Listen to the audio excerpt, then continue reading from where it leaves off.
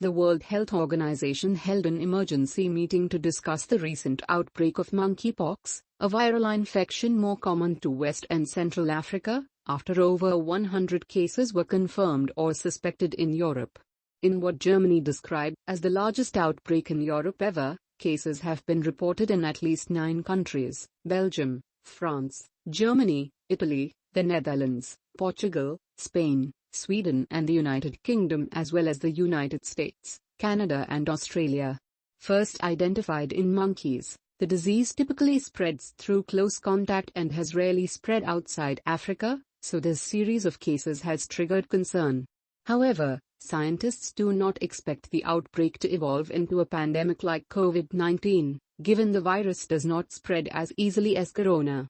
Monkeypox is usually a mild viral illness, characterized by symptoms of fever as well as a distinctive bumpy rash.